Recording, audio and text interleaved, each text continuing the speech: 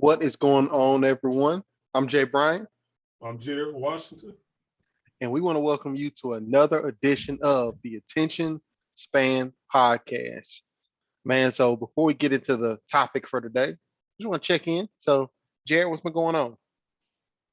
But just been working, man. Working on the company, the lawn care company. Yeah, what y'all Um, working on now? What's just the main thing you're focusing on?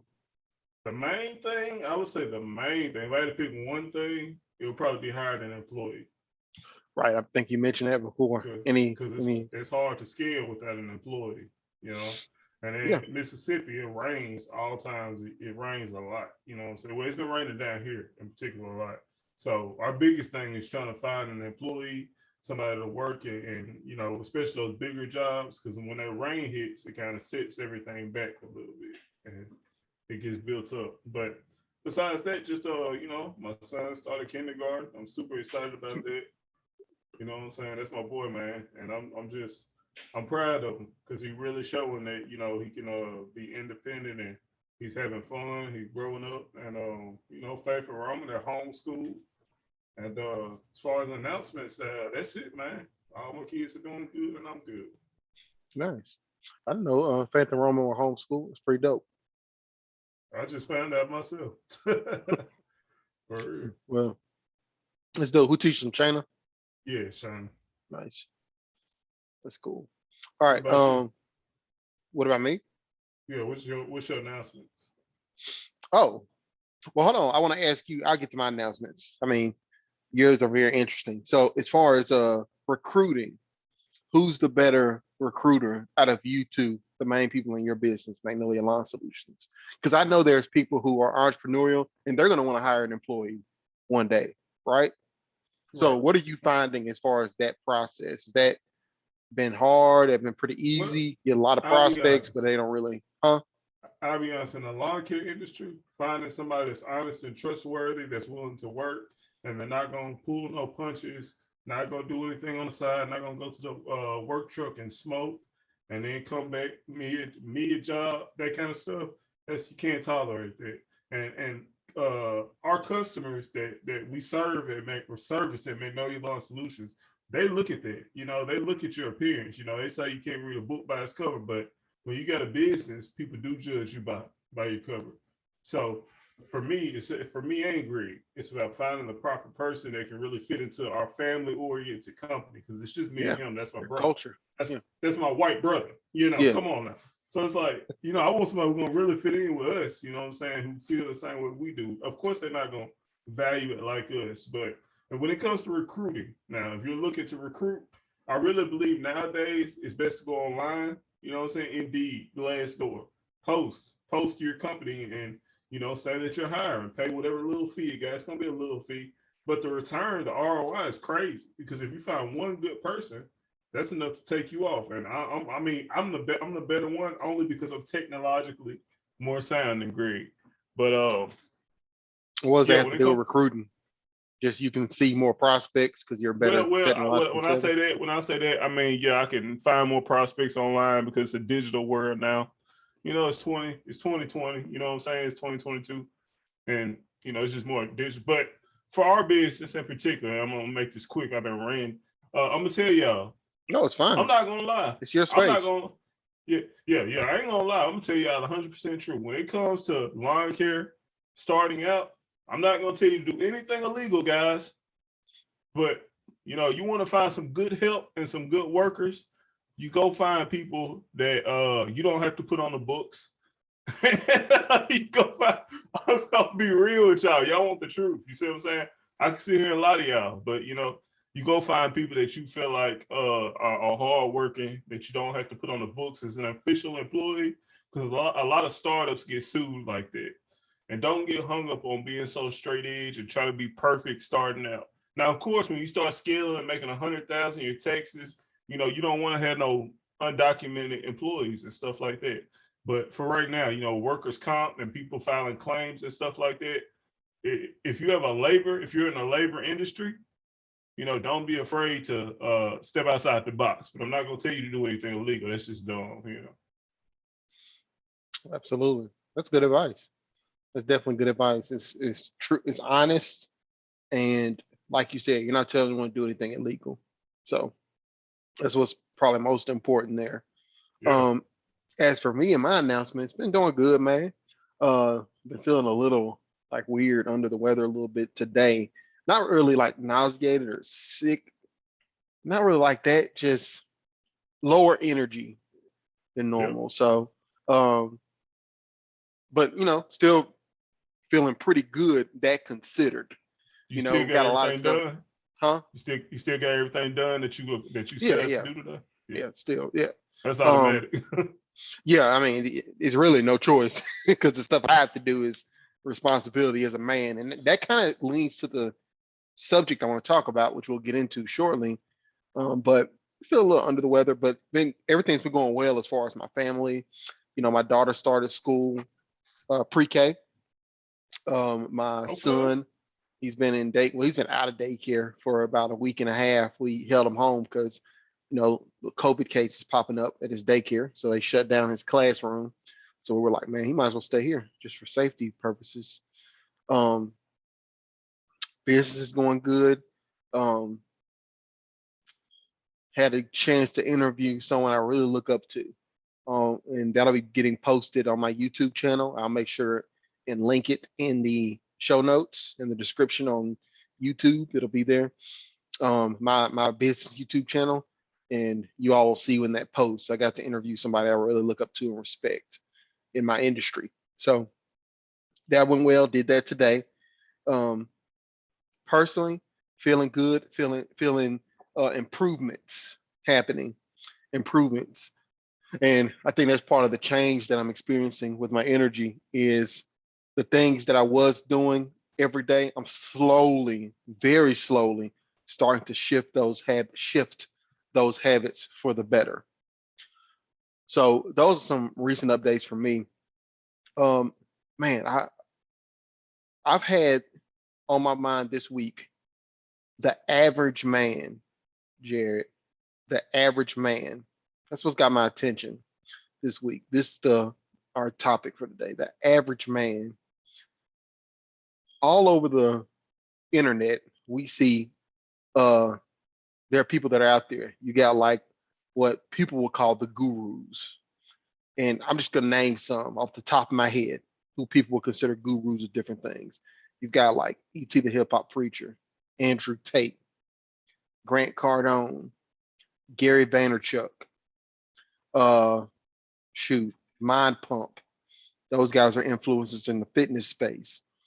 You've got so many different gurus out there, and not all of them, but many of them have given advice. See, here's where I got to this, and then I'll come back.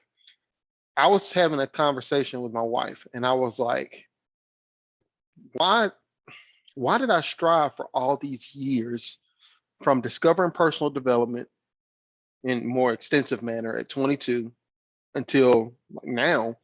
Yeah. Why were many of those years spent striving? And when I couldn't reach the goals I set for myself, I would be so disappointed, frustrated. I've even had a couple of breakdowns, you know, um, crying, just feeling super sad, things like that. I was like, but why?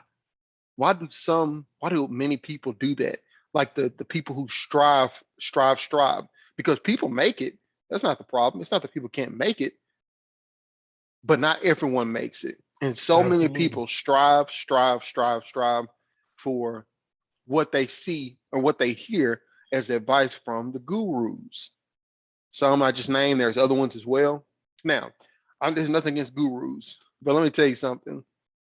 If someone's a guru, let's take Andrew Tate, because he was heavy on my mind. I don't have anything against Andrew Tate. Like, He's the biggest name in the world right now.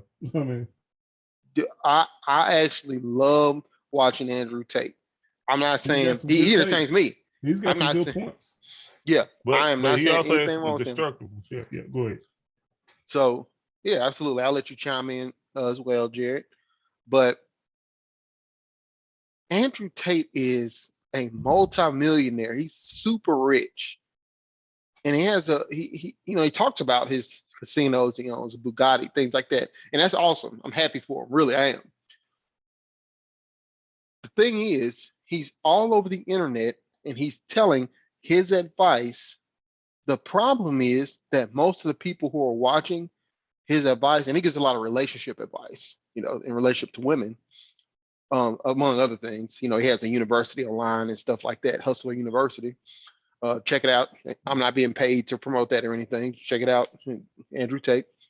Um, a lot of the stuff is not meant for the average man to be able to implement. Let me explain what I mean. Andrew Tate, I saw him post a video on I forget what platform it was. And this is just something small, but it's a microcosm of what I'm talking about. He was like, if somebody came, it's kind of a joke, kind of. He was like, somebody came in to my home. He was in his bedroom and he picked up a bat. He was like, man, if somebody came in my house, here's what would happen. I'd be laying in bed. He laid in his bed and he said, next to me, there'll be, one B. And he said the B word, obviously, because Andrew Tate. He said, one B, three B's. He said there'd be three B's here next to me. Right. And then he continued on with the joke. Pause right there on the video, on the play. Pause on the play. Three women next to him. Now, people are watching that and they're like, man, this guy is charismatic. He's cool. He's rich. I want to strive for a life like that. The problem is, Andrew Tate is a one percenter. He is a one percenter. A one percenter. The average man will probably never reach that status, yet they strive for it. Now, and I think that's destructive for the average man to strive for the life Andrew Tate has. I think that's destructive. Why? Because personally, as an average man myself, I've seen that striving, and failing, which is what it takes. I mean, it's part of life. Don't get me wrong. But striving for something that high up on the totem pole, or that level of status, I'll call it that level. There's a lot of failure you have to go through to get to that. Now, I'm not saying that you can't attain that as an average man. I'm not saying you can't. I'm saying that most average men won't get there, including myself. Now, you may be thinking as a listener, whoa, Jay, you're usually positive and talking about, you can do this and you can get this. This is what you're going for. I'm not saying don't strive for things. Here's what I'm saying. Every single man, every single average man, I'll talk about men because I'm a man. Every average man has different parts of their life, right? You have your finances, you have your business or your career or your job, whatever that might be. You have your family, and that includes your marriage or your relationship, significant other, your children, if you have any. There are separate parts of your life. Each man is gifted in certain parts of their life. So you can be average or even below average in, let's say, parenting. You might be a deadbeat. Now, if you're a deadbeat, I personally don't stand for that. Like, don't even reach out to me and talk to me. But if you're listening to this podcast, for real, don't reach out. I'll speak for Jared too. Don't reach out to Jared either. If you're a deadbeat, because we don't roll like that. But you may be, this is an example, you may be a deadbeat as far as your children. That's terrible. That's terrible. And I don't know statistically, I think that's below average. I don't think that happens as much these days. You might be a deadbeat as far as your children, but you might be a beast in business. You might be the greatest at business, at what you do. You might have a average marriage. Yes. You might have average health on top of that. Every average man, they're above average. They are top level at some part of their life. If they're not, they could easily get there. Why? Because we all have gifts. And the main key that the realization I've come to, it's almost like an epiphany. is it's not the goal is not to follow a guru. The goal shouldn't be. I'll say this. This is what I call perfect state. Perfect state. Average men shouldn't strive to live the life of a guru you see on stage. They shouldn't. What they should do is strive to be the best version of themselves. So you want to make your family life the best it can be. You want to make your finances the best they can be. You want to make your health the best it can be. You personally. And there's a lot of factors that go into that for each individual man. Everyone's different. And again, I'm talking about the average man. If you're born into money, or if you have already attained that 1% status to where you're 1% and you're good in all areas of your life, you know, you're healthy, you got a family if you want one, you know, if business taking off, that's great. That's wonderful. But again, you're 1%. The other 99%, everyone is striving. They want that. That's great if we can attain that, but most people won't get it. So I really had that epiphany. I was like, the average man is, a lot of average men are losing, and you even have some that go as far as to kill themselves because they failed in a certain area of life. They're trying to strive to be like somebody they've seen, like a guru of some sort, or just any. It don't have to be a guru necessarily. Yeah, Anyone they've seen that is living a life that like, I want that. I want that life, but you may not want that whole life.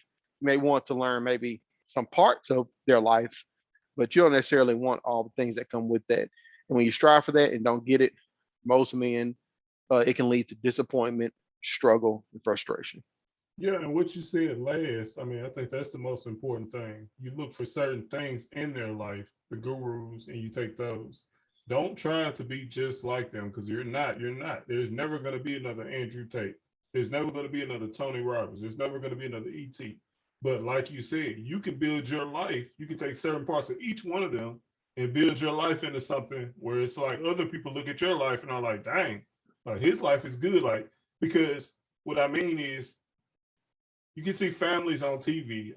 Let me see, what's a good example of a great family that people look up to? The You know, people see Huxtables, sweet. Huh? people used to look up to the Huxtables a lot. The Well, Cosby Show. yeah, the Hooks was on TV, but I mean, like real life, like Swiss Beats, Alicia Keys, Beyonce, and Jay Oh, Z. like a real life family. Okay, Yeah, that you would see on TV. people look at them and they expect, Kardashians. I'm yeah, just playing. people expect, you know, you take things from different people and you build your life up.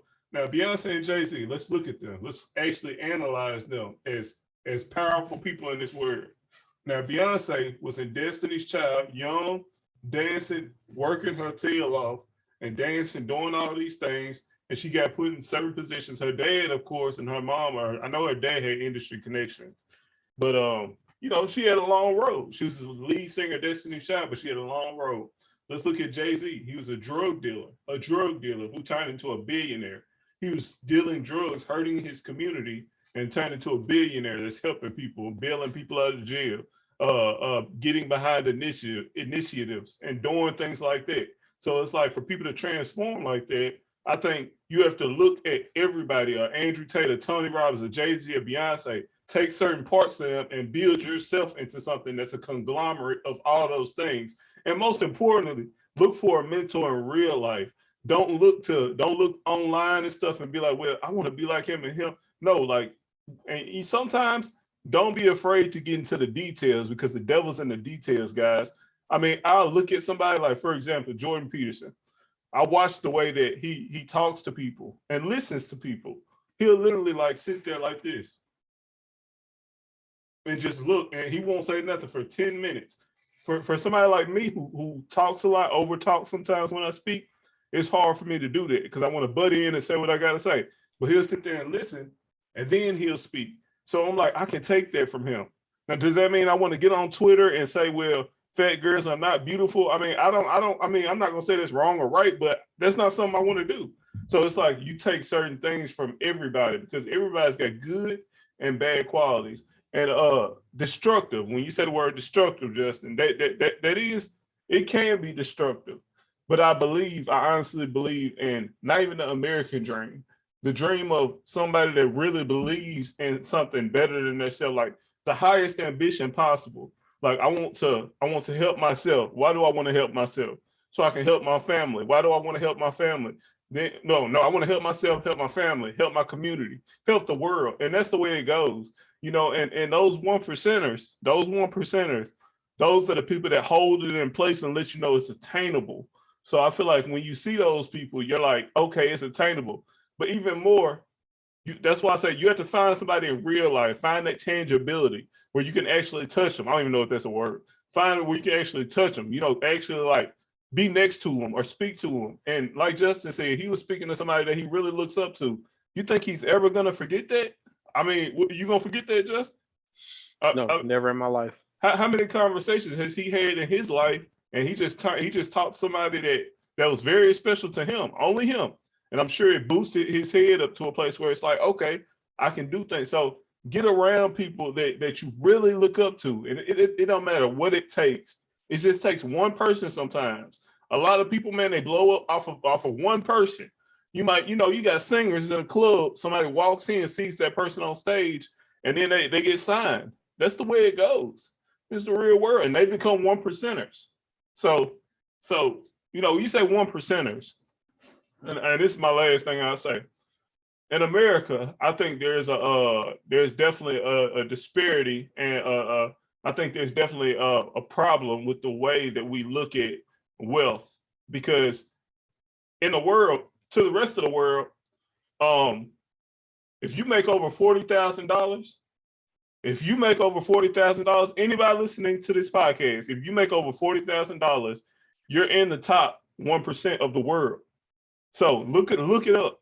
And I'm not lying. And that's why I say, don't get so caught up in the goals and attaining them. And I have to get to this goal, but enjoy the journey and understand that we're already in positions of power, and we can gain more power and gain more influence, but appreciate and be grateful for what you have. And look at those gurus and don't say, I'm going to be just like them. Say, I'm going to be my best self and I'm going to take what I can from them. Yep. Very good. Take little pieces. Don't strive to be exactly like them. Yep. And I think that was one of my big struggles. And I know there's other guys out there who struggled before. They're like, I want to be like this person, but you don't necessarily want to be like that person. You think you do, but you don't. You want, right. There's something you see in them that you want that part, and you want to be able to take that part into your life. So, and like Justin, do you do that? Do you look at like certain people, and then like I was saying about Jordan Peterson, I took into account like how he sits and just listens, and I like literally like I will actually emulate how he sits and listens, and it's like, I don't want to be like the Joker movie now. You don't want to be in there walking around on the couch like rehearsing how you gonna talk to girl or speak on, like, that's crazy. I'm not saying that.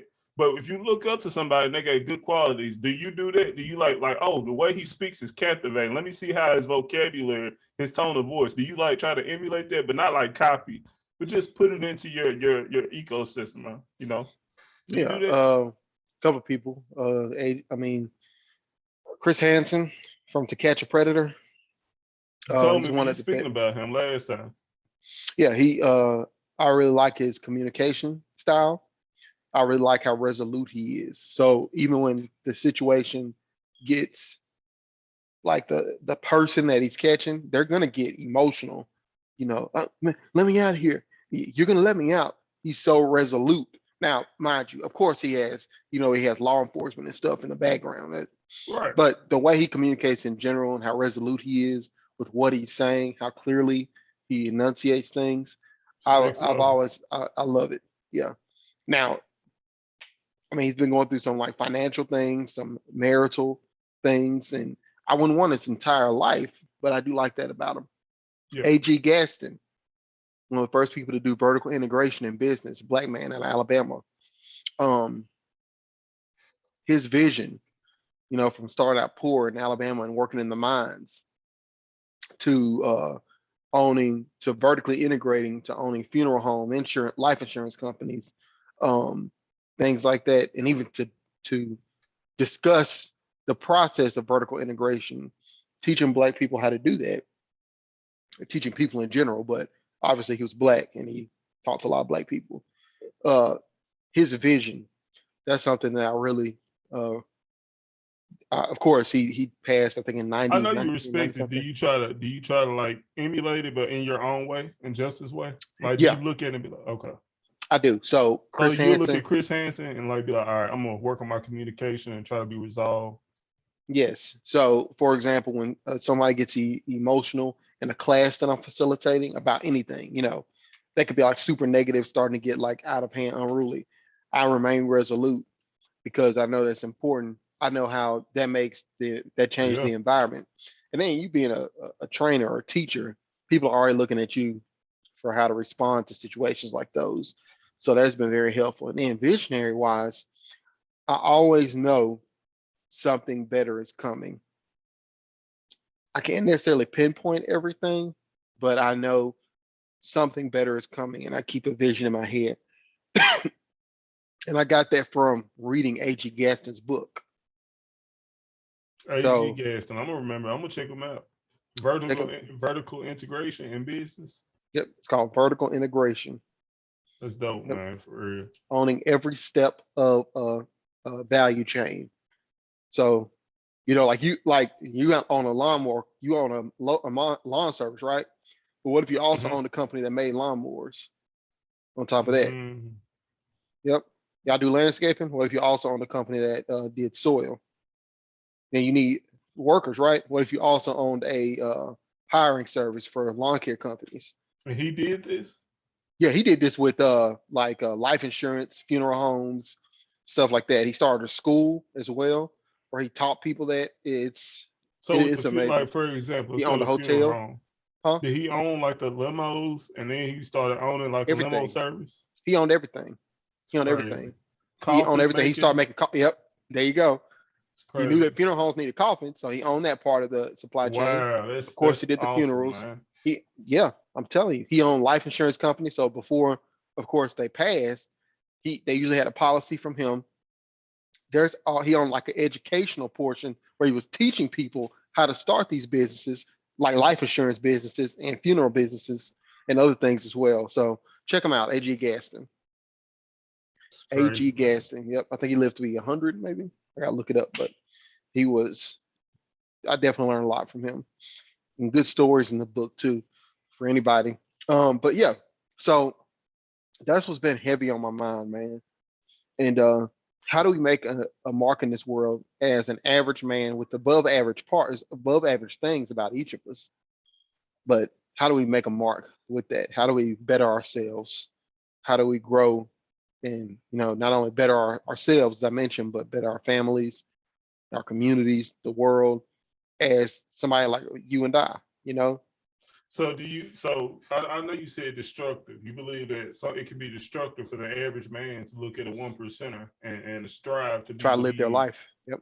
Yeah, yeah. Because I you agree. can't I do that. agree. Yeah, It's I literally definitely impossible. right. Facts, facts. But do you feel like the average man can elevate to be a one percenter? Not the same one that they are, but do you feel like they can look at them and then get to a level that's like Yeah. status wise, like next to them?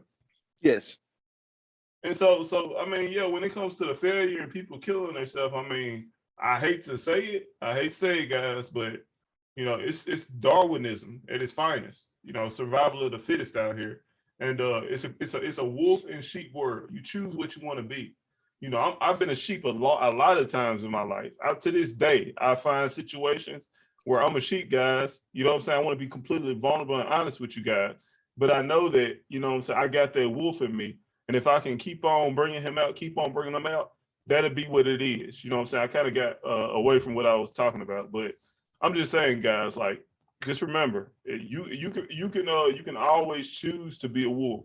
Every second is a decision on wolf or sheep, and that's how you got to take it. And being a wolf sometimes is being patient. Is somebody's right beside you, your kids, or somebody, one of your friends, and they're doing something that you don't like, and that's being a wolf. Is not going crazy and just spazzing out on them. And don't look at being a wolf as alpha male, aggressive, and I have to be just this boss woman and tell this man I gotta let him know what's up. Sometimes being a wolf is being resolute is being able to be stoic and control yourself. And that's what we got to really get back to that, man, as a culture, of people, Because Yeah, absolutely. I think, and last thing I say on that, I think a lot of times in this country, women and men, we're emotional and we get real emotional. We pull the trigger and we beat each other up and we start race wars with each other because we're triggered and we're emotional. And if we could just get back to that baseline of like, it'll be okay. You know what I'm saying? Like, no matter what happens, it's gonna be okay. I think that's where we'll be fine, man. We just got to stop being so emotional and quick to argue. Like you see a Trump flag, you assume somebody's racist, like that. It's crazy, bro. It's crazy. It's like Our this our, man. our neighbors are Trump supporters. They're some of the greatest people we've ever Hold met. on.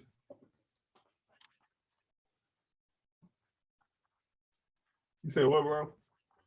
I said our neighbors are Trump supporters, some of the greatest people we've ever met in our Come on, life. man. Some of the best neighbors I've ever had. Yeah, don't be quick to judge, like Jared says. You know. But yeah, man, let's get to these announcements. Announcements. So what's been going on, Jared, as far as announcements? What's coming down the pipeline for Magnolia Lawn Solutions? Oh, Magnolia Lawn, like I said, we're working on hiring an employee and just kind of getting everything to where we want it to be at. Just kind of trying to, straighten things out, man. It's not really much to really advertise at this moment. We're just trying to get everything straight because the last thing I want to do is tell you guys that, call Magnolia Lawn MS or call us, and then we can't service y'all because we have too much capacity. Mhm. So we're working on things, trying to get everything straight, guys. And I'm not gonna even put our stuff out there right now because Right. we're trying to, get what we Kind got of under building a control. little bit. Yeah, Yeah. absolutely. Absolutely. And you all, if you are a person who works with adult learners, if you're a teacher, a corporate trainer, anything of that nature, instructor at a technical college, then you have learners. And it's important that those learners are engaged in what you're teaching so that when they go out into the world and start showing those skills, that improvement in those skills, they can do those things, people are going to ask, or they're going to know who taught you. You did. You taught them. So that learner engagement is so important. And that's what I work with teams on. So if that's something that you or your organization, your team needs assistance with, improving learner engagement, reach out at info@jbryanspeaks.com. That's info@jbryanspeaks.com. Again, that's info@jaybryanspeaks.com. And we'd be glad to assist you. And with that, you all remember to subscribe. If you're watching this on YouTube, subscribe, hit that notification bell, hit the like button, leave a comment. Let us know what's got your attention. What's been going on in your life? What's something you want us to discuss? We'd be glad to talk about it more. Always. Definitely. So again, you all, with that, I'm Jay Bryan, I'm Jared. and this has been another edition of the Attention Span Podcast. Y'all have a great one. Peace.